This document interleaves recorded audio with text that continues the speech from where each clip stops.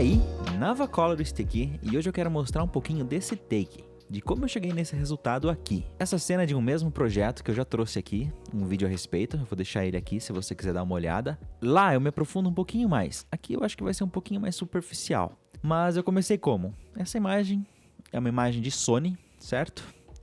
Então eu usei um LUT de conversão para REC 709, e aqui eu fiz alguns ajustes básicos, como exposição e o balanço de branco, certo? Vamos observar nossos scopes e o que a gente vê a princípio. Nossa imagem está indo para o lado mais esverdeado, obviamente, porque a gente está num lugar com vegetação, então temos bastante verde, e esse verde acaba sendo refletido um pouquinho na pele dela. Eu não acho que o balanço de branco está muito errado, eu acho que um ajuste bem básico vai resolver.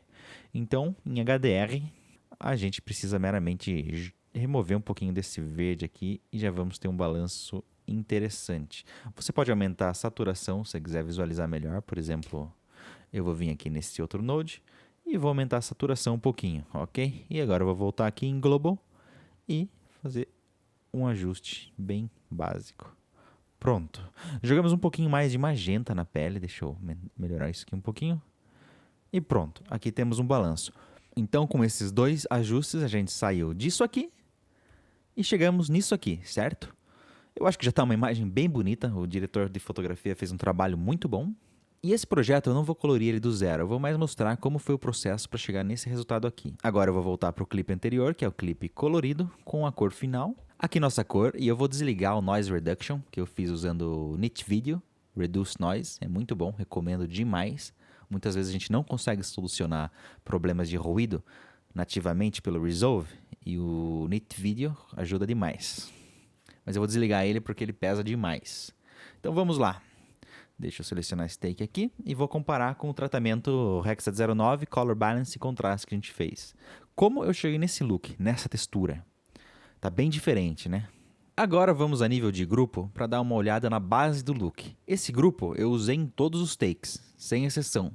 Então ele está funcionando para todos os takes do projeto e não exclusivamente para esse take aqui. Eu vou desabilitar e eu vou focar apenas nos mais importantes, certo? A base do meu look foi esse Print Film Emulation, que eu usei no outro take que eu já mostrei também. Então eu não vou me aprofundar muito. Eu usei alguns outros LUTs, um DCTL, Cinelook, um Bloom.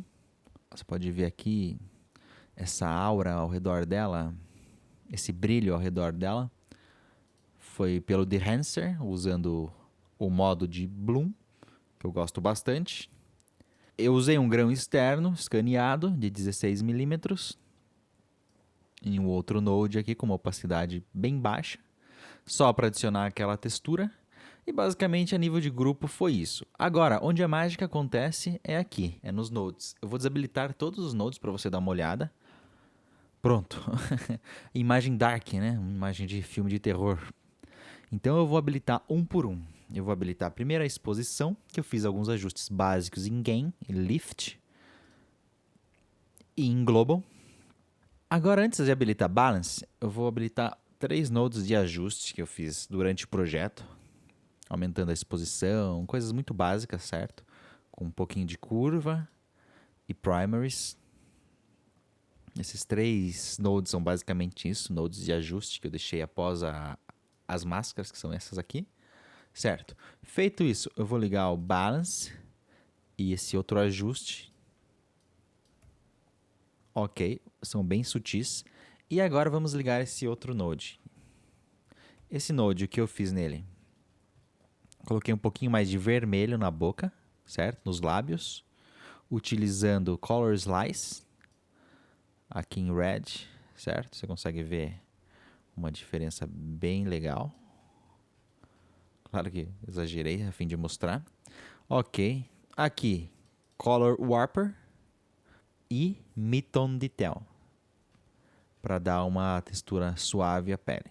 Eu vou ativar esse outro node, que é um ajuste bem básico, e esse outro aqui, que é a nitidez. Eu adicionei um pouquinho de nitidez na imagem geral. Agora vamos à parte mais interessante, que é a máscara. As máscaras que eu utilizei. Vamos começar com essa aqui, que é uma vinheta. Eu achei que estava muito escuro. que fazia a imagem ser um pouquinho sombria ao redor dela. Então eu clareei isso, toda essa área em volta dela.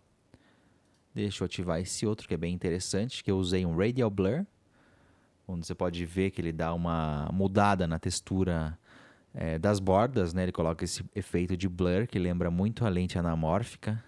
E eu criei algumas outras máscaras aqui, como por exemplo essa no rosto dela.